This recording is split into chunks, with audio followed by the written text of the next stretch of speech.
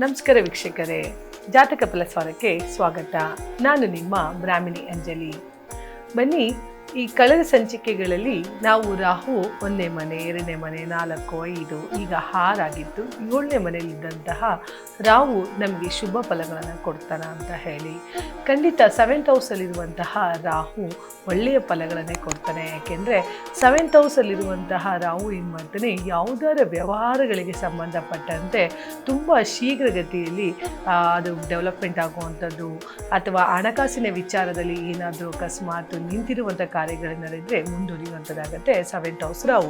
So ರಾಶಿಯಿಂದ ರಾಹು 7ನೇ ಮನೆಗೆ ಬಂದಾಗ ಏನಾಗುತ್ತೆ, ಕೆಲವು ಟೈಮ್ಗಳಲ್ಲಿ ನಮಗೆ ವ್ಯವಹಾರಗಳಲ್ಲಿ ಅಡಚಣೆಗಳಾಗಿ ಏನು ಬಿಸ್ನೆಸ್ ಸ್ವಲ್ಪ ಡಲ್ ಇದೆಯಪ್ಪ ಅನ್ನೋರೆಲ್ಲ 7th ಹೌಸಲ್ಲಿ ಏನಾರ ವ್ಯವಹಾರಿಕ ಚಟುವಟಿಕೆಗಳು ನಡೆಸ್ತಾ ಇದ್ದರೆ, ಹೋಟೆಲ್ ಬಿಸ್ನೆಸ್ ಅಂಥದ್ದು, ನಾನ್ ವೆಜ್ ಬಿಸ್ನೆಸ್ಗಳು, ಜೊತೆಗೆ ಇಂಪೋರ್ಟ್ ಎಕ್ಸ್ಪೋರ್ಟ್ ಬಿಸ್ನೆಸ್ಗಳು, ಇಂಥದ್ದೆಲ್ಲ ದಿಢೀರಂತಹ ಒಂದು ವ್ಯವಹಾರಿಕವಾಗಿ ಒಂದು ಏಳಿಗೆಯನ್ನು ಕೊಡುವಂಥ ಒಂದು ಟೈಮ್ ಅಂದರೆ ಈ ರಾಹು 7th ಹೌಸಲ್ಲಿ ಹೋಗೋದ್ರಿಂದ. ಸೊ 7th ಹೌಸ್ಗೆ ಪ್ರವೇಶ ಮಾಡೋದ್ರಿಂದ ರಾಶಿ ಮೇಲೆ ರಾಹು ಒಳ್ಳೆ ಫಲಗಳನ್ನೇ ಕೊಡ್ತಾರೆ ಅಂದರೆ ವ್ಯವಹಾರಿಕವಾಗಿ.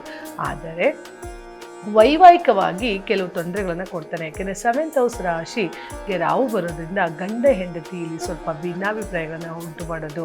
ಯಾವ ಒಬ್ಬ ವ್ಯಕ್ತಿಗೆ 7th ಹೌಸಲ್ಲಿ ರಾಶಿ ಮನೆಯ ಅದು ಹೆಣ್ಣಾಗಿರ್ಬೋದು ಗಂಡ ಆಗಿರ್ಬೋದು, ಆ ವ್ಯಕ್ತಿಗೆ ಅಹಂಕಾರಗಳನ್ನು ಉಂಟು ಮಾಡುವಂಥದ್ದು ಅಥವಾ ಸಂಬಂಧಗಳಲ್ಲಿ ವೈಮನಸ್ಸು ಉಂಟಾಗಿ ಮುರಿದು ಬೀಳುವಂಥದ್ದು ಆಗ್ಬೋದು ಅಥವಾ ಡೈವರ್ಸ್ಗಳಾಗುವಂಥ ಚಾನ್ಸಸ್ ಆಗ್ಬೋದು.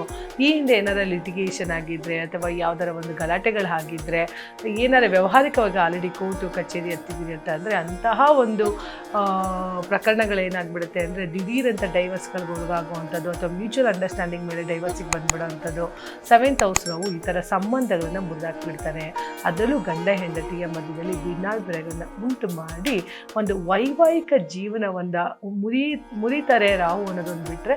ಯಾಕೆಂದರೆ ರಾಹು ತಾನಿರುವ ರಾಶಿಯಲ್ಲೇ ತನ್ನ ಬಾಯಿಂದ ಅಂದರೆ ಏನದು ಪಾಯ್ಸನ್ಸ್ ಅಂತ ಹೇಳ್ತೀವಲ್ಲ, ಸೊ ರಾಹುವಿನ ಬಾಯಲ್ತಾನೆ ಹಾವಿನ ಬಾಯಲ್ತಾನೆ ವಿಷಯ ಇರೋದು. ಅದೇ ಥರ ರಾಹು ತಾನಿರುವ ರಾಶಿಯಲ್ಲಿ ತನ್ನ ಪಾಯ್ಸನನ್ನು ಉಂಟು ಮಾಡ್ತಾನೆ, ಅಲ್ಲಿ ವಿಷಮಯವನಾಗಿ ಮಾಡ್ತಾನೆ. ಬರುವಂತಹ ವಿಷ ಸಮ್ಟೈಮ್ ಮೇಲೆ ಏನಾಗುತ್ತೆ, ಪಾಸಿಟಿವಿಟಿನೂ ಆಗ್ಬೋದು, ನೆಗೆಟಿವಿಟಿ ಕೂಡ ಉಂಟು ಮಾಡ್ಬೋದು. ಹಾಗಾಗಿ ರಾಶಿ ಮೇಲೆ ಬರುವಂತಹ ರಾಹುವಿನಿಂದ ಹಿಡಿದು ತನ್ನ 12 ಮನೆಯಲ್ಲಿ ಪ್ರವೇಶ ಅಂದರೆ ರಾಶಿಯಿಂದ ಎಷ್ಟನೇ ಮನೆಗೆ ಹೋಗುವಂಥ ರಾಹು ಫಲಾನುಫಲಗಳನ್ನು ಕೊಡ್ತಾನೆ ಅನ್ನೋದನ್ನು ನಾನು ಹೇಳಿಕೊಟ್ಟಿದ್ದೀನಿ ವೀಕ್ಷಕರೇ. ಸೊ ನೋಡಿದ್ರಲ್ಲ, 7ನೇ ಮನೆಯಲ್ಲಿ ಬರುವಂತಹ ರಾಹುವು ವೈವಾಹಿಕವಾಗಿ ಸಂಬಂಧವನ್ನು ಕಿತ್ಕೊಳ್ತಾನೆ, ವ್ಯವಹಾರಿಕವಾಗಿ ಸಂಬಂಧಪಟ್ಟಂತೆ ಏಳಿಗೆಯನ್ನು ಕೊಡ್ತಾ ಹೋಗ್ತಾನೆ. ಹಾಗಾಗಿ 7th ಹೌಸು ರಾಹು ನಿಮಗೆ ಒಂದು 50% ಶುಭ ಫಲವನ್ನು ಕೊಟ್ಟರೆ, ಇನ್ನು 50% ವೈವಾಹಿಕ ಸಂಬಂಧಗಳನ್ನು ಕಿತ್ಕೊಳ್ಳೋದ್ರ ಮುಖಾಂತರ ಅಶುಭ ಫಲಗಳನ್ನು ಕೊಟ್ಟುಬಿಡ್ತಾನೆ. ಜೊತೆಗೆ 7th ಹೌಸ್ ರಾಹು ಏನು ಮಾಡ್ತಾನೆ ಅಂತ ಅಂದರೆ, ಈ ಕೆಲವು ಪ್ರಾಪರ್ಟಿಗಳಲ್ಲಿ ಇಲ್ಲಿಗಲ್ ಪ್ರಾಪರ್ಟಿಗಳಲ್ಲಿ ಕೈ ಹಿಡಿದಾಕೊಂಡ್ಬಿಡೋದು, ಅದರಿಂದ ಮುಂದೆ ಬರದೇ ಇರೋವಂಥದ್ದು ಆಗ್ಬಿಡೋದು ಅಂತ. ಈ 7th ಹೌಸಲ್ಲಿ ರಾಹು ಇದ್ದಾಗ ಈ ಹಿಂದೆ ಏನಾರ ನೀವು ಇಲ್ಲಿಗಲ್ ಸಂಪಾದನೆಗಳನ್ನ ಮಾಡಿರ್ತಿದ್ರೆ ಇದು ಸ್ವಲ್ಪ ಇವಾಗ ಕಳೆದುಕೊಳ್ಳುವಂತಹ ಒಂದು ಸಂಭವ. ಅದೇ ಏನಾದ್ರು ನೀವು ನಿಂತಿರುವಂತಹ ಕೆಲಸ ಕಾರ್ಯಗಳು ಅಂದರೆ ಹಿಂದೆ ಲಿಟಿಗೇಷನ್ಗೆ ಕೆಲಸ ಹಾಕಿ ನಿಂತೋಗಿತ್ತಪ್ಪ ಅಂದಾಗ ಈಗ ಬರುವಂತಹ ರಾಹು ಅದನ್ನು ನಿಮಗೆ ಕಂಪ್ಲೀಟಾಗಿ ನಿವಾರಣೆ ಮಾಡಿಕೊಟ್ಟು ಮುಂದೆ ಹೋಗುವಂಥ ಒಂದು ಕೆಲಸವನ್ನು ರಾಹು ಮಾಡ್ಕೊಳ್ತಾನೆ. ಆದರೆ 7th ಹೌಸಿಗೆ ಬಂದಾಗ ನೀವೇನಾರ ಇಲ್ಲೀಗಲ್ ಆ್ಯಕ್ಷನ್ಗಳಿಗೆ ಕೈ ಹಾಕಿದಾಗ, ಅದನ್ನು ಮಾಡಿದಾಗ, ಇಲ್ಲೀಗಲ್ ಪ್ರಾಪರ್ಟೀಸ್ ಕೈ ಹಾಕಿದಾಗ ಅದನ್ನು ಅಲ್ಲೇ ಸ್ಟ್ರಕ್ ಆಗುವಂತಹ ಕೆಲಸವನ್ನು ರಾಹು ಮಾಡಿಬಿಡ್ತಾನೆ. ಹಾಗಾಗಿ ರಾಹು ಇಷ್ಟನೇ ಹೌಸಲ್ಲಿದ್ದಾಗ ನಾವು ಎಷ್ಟು ಜವಾಬ್ದಾರಿಯಾಗಿರಬೇಕು, ಎಷ್ಟು ಹುಷಾರಾಗಿರಬೇಕು ಅನ್ನೋದನ್ನು ನಾನು ಈ ರಾಹು ನಿಮಗೆ ರಾಶಿಗಳ ಮೇಲೆ ಪ್ರವೇಶ ಮಾಡೋದನ್ನು ಹೇಳಿಕೊಟ್ಟಿದ್ದೀನಿ. ಸೊ 7th ಹೌಸ್ ಆಯ್ತಲ್ಲ, ಇನ್ನು ಮುಂದಿನ ಹೌಸು 8ನೇ ಮನೆ ಅಂತ ಏನು ಕರಿತೀವಿ, ಆಯುಸ್ಸಿಗೆ ಅಧಿಪತಿ, ನಿಗೂಢ ಸ್ಥಾನ, ಒಂದು ಈಡನ್ ಪ್ಲೇಸಸ್ ಅಂತ ಅಂದರೆ 8th ಹೌಸು.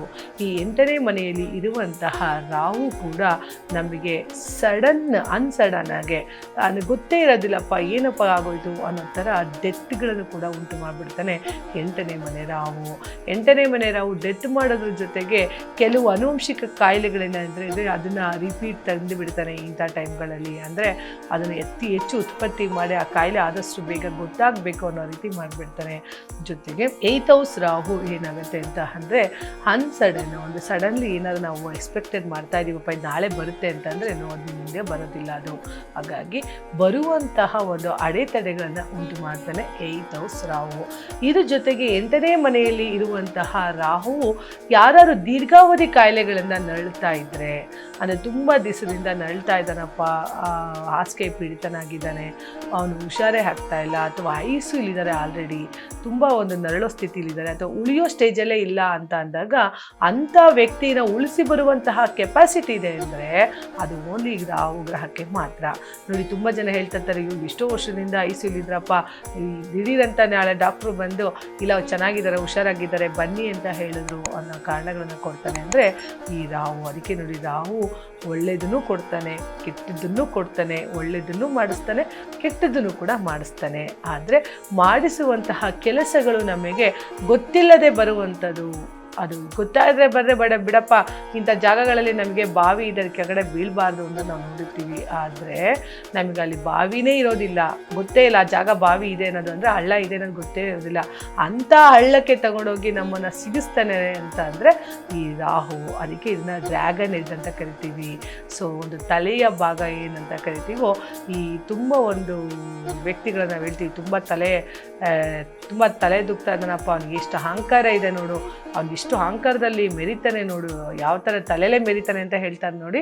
ಆ ಒಂದು ಆಡು ಭಾಷೆಯಲ್ಲಿ ತುಂಬ ಸರಿ ಕೇಳ್ತಿರ್ತೀರಿ, ತಲೆಯಲ್ಲೇ ಮೆರಿತಾನೆ ನೋಡಿ ಅವನು ಅಂತ ಅನ್ನೋ ಭಾಷೆ ಇದೆಯಲ್ಲ, ಇದು ರಾಹುವಿನಿಂದ ಉಂಟಾಗುವಂತಹ ಒಂದು ಕ್ಯಾರೆಕ್ಟರು. ಸೊ ಹಾಗಾಗಿ ಡ್ರ್ಯಾಗನ್ ಹೆಡ್ ಅಂತ ಕರೆಯೋದ್ರಿಂದ ರಾಹುಗೆ ಸೊ ಈ ಒಂದು ಉಪಟಳಗಳನ್ನು ಕೊಡ್ತಾ ಇದ್ದಾನೆ ರಾಹು ಅಂತ ಅಂದರೆ ಈ 8th ಹೌಸಲ್ಲಿರುವಂತಹ ರಾಹು ನಮಗೆ ಈ ರೀತಿ ಪ್ರಾಬ್ಲಮನ್ನು ಕೊಡ್ತಾನೆ. ಅಂದರೆ ಈ ಹಿಂದೆ ಬೆಡ್ಡಿಡನಾಗಿರೋದನ್ನ ಉಳಿಸ್ತಾನೆ, ಉಳಿಸಿರೋನ್ನ ಬೆಡ್ಡಿಡನೆ ಕಳಿಸ್ತಾನೆ. ಎಂಥ ಒಂದು ವಿಪರೀತ ಅಲ್ವಾ ಇದು. ಸೊ ರಾಹುವಿನ ಪ್ರಭಾವ. ಹಂಗಾಗಿ 8th ಹೌಸ್ ರಾಹು ತುಂಬ ಕೆಟ್ಟ ಫಲಗಳನ್ನು ಕೊಡೋದ್ರಿಂದ 8th ಹೌಸ್ ರಾಹು ಸ್ವಲ್ಪ ಹುಷಾರಾಗಿರಬೇಕಾಗತ್ತೆ. ನಮಗೆ 8ನೇ ಮನೆಗೆ ಪ್ರವೇಶ ಮಾಡುವಂತಹ ರಾಹು. ಬನ್ನಿ ವೀಕ್ಷಕರೇ, ಮುಂದಿನ ಸಂಚಿಕೆಯಲ್ಲಿ ಈಗ 9ನೇ ಮನೆ, ಅದು ನಮಗೆ ತ್ರಿಕೋನಗಳಲ್ಲೇ ಬಹಳ ಪ್ರಮುಖವಾಗಿರೋದು. ಹಾಗಾಗಿ ಮುಂದಿನ ಸಂಚಿಕೆಯಲ್ಲಿ 9ನೇ ಮನೆ ರಾಹು ನಮಗೆ ಒಳ್ಳೆಯ ಫಲನೋ ಅಥವಾ ಶುಭ ಫಲವನ್ನು ಕೊಡ್ತಾನೆ ನೋಡೋಣ. ಧನ್ಯವಾದ ವೀಕ್ಷಕರು. Beat plus Karnataka.